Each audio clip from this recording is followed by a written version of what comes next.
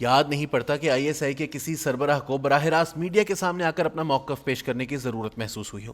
1980 کی دہائی میں افغانستان پر روسی حملے کے خلاف مزاحمتی تنظیموں کا دست و بازو بننے والے آئی ایس آئی پیشہ ورانہ مہارت کی نئی بلندیوں تک پہنچی اور اس کا شمار دنیا کی صف اول کی ایجنسیوں میں ہونے لگا۔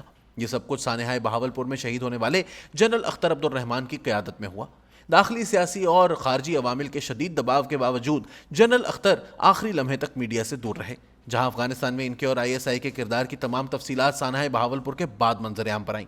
جنرل ندیم انجم نے بھی اپنے پیش رو سے قطع نظر میڈیا سے گریز کی اسی روایت کو پسند کیا۔ 27 اکتوبر کو یکا یک ان کی رونمائی اچنبھے کی بات تھی۔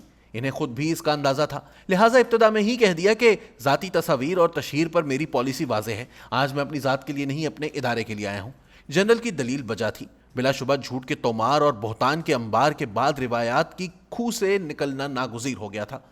فوج عمران خان کی طرف سے برہنہ، کرخت، بے ڈھب اور زہرناک تنقید کی زد میں تھی۔ یہ تنقید نہیں، کھلی توہین، تضحیک اور دشنام ترازی تھی۔ نام لے لے کر اور نام دے دے کر زہر میں مجھے ایسے تیر برسائے گئے کہ ساری حدیں پامال ہو گئیں، یہاں تک کہ آرمی چیف کی تقرری کے نہایت حساس موضوع کو بھی متاع کوچہ و بازار بنا دیا گیا۔ گزشتہ پون صدی کے دوران فوج کے سیاسی کردار پر ہمیشہ تنقید ہوتی رہی، کبھی دھیمے کبھی اونچے سروں میں۔ اس مرض کا ذکر بڑی صراحت کے ساتھ حمود الرحمان کمیشن رپورٹ میں کیا گیا تھا۔ لمحہ فکریہ یہ ہے کہ عمران خان نے فوج کو تختہ مشق اس وقت بنایا جب وہ سیاست سے دستکش ہو کر سختی سے اپنی آئینی ذمہ داریوں تک محدود رہنے کا ادارہ جاتی فیصلہ کر رہی تھی۔ خان صاحب صرف اس لیے انگاروں پر لوٹ رہے ہیں کہ فوج ان کی پدرانہ و مادرانہ سرپرستی سے دستبردار ہو کر اپنی دستوری وظیفے کی طرف کیوں پلٹ گئی ہے۔ عمران خان کے اس اضطراب کا تجزیہ مشکل نہیں۔ تحریک انصاف نے 1996 میں آنکھ کھولی، اگلے برس 1997 کے انتخابات میں کوئی نشست اس کے حصے میں نہ آئی۔ خود عمران خان 8 نشستوں سے ہار گئے، انتخابی راستہ انہیں مشکل لگا۔ جلد ہی اکتوبر 1999 میں مارشل لاء کا ناقوس بجا۔ بلند بانگ دعووں کے ساتھ وجود میں آنے والی ایک نوزائیدہ جماعت کے پرعزم قائد کی حیثیت سے عمران خان کے سامنے دو راستے تھے۔ پہلا یہ کہ وہ ماضی کی متعفن روایات سے ہٹ کر آئین اور جمہوریت کی پاسبانی کے لیے سر مقتل آئیں اور پوری توانائی کے ساتھ وہ کچھ کہیں جو آج 23 برس بعد وہ ناروا طور پر کہہ رہے ہیں۔ دوسرا راستہ یہ کہ وہ آئین، جمہوریت، عوامی حاکمیت اور تبدیلی کے نعروں کو غیر مستعمل بلے کی طرح کباڑ خانے میں پھینک کر آئین شکن ڈکٹیٹر کی انگلی تھامے اپنی منزل مراد کی طرف سفر کا آغاز کریں۔ تب خان صاحب نے آئین شکن کو جانور کہا، نہ میر جعفر، نہ میر صادق، نہ کچھ اور۔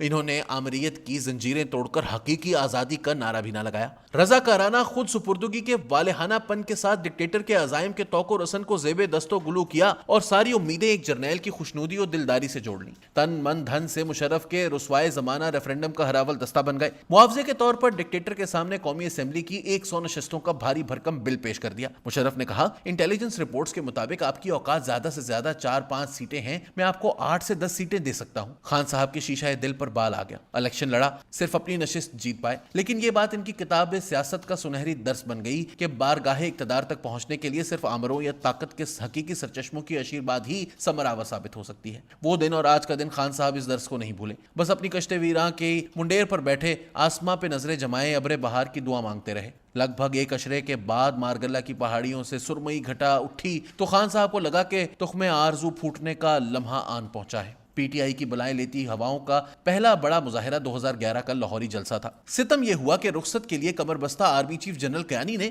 کھل کھیلتی خود معاملہ ہواؤں کو اپنی حدوں میں رہنے کا سخت حکم جاری کیا۔ مارگلہ سے اٹھنے والی گھنگھور گھٹائیں بن برسے اپنے ٹھکانوں کو پلٹ گئیں۔ جنرل کیانی کے رخصت ہوتے ہی انصاف پرور ہواؤں اور گھٹاؤں نے ایک بار پھر قیامت خیز انگڑائی لی۔ یہ توبہ شکن انگڑائی نواز شریف کی نااہلی، آر ٹی ایس کی ناگہانی موت اور اس وقت کے D G I S P R general Asif Ghafoor کے اس ٹویٹ پر ٹوٹی کہ وَتُعِزُّ مَن تَشَاءُ وَتُذِلُّ مَن تَشَاءُ۔ عمران خان وزیر اعظم بن گئے۔